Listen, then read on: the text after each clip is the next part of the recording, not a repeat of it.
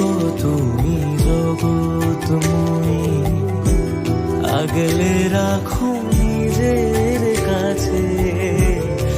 এই দুনিয়ায় তুমি ছাড়া কে আছে আমার?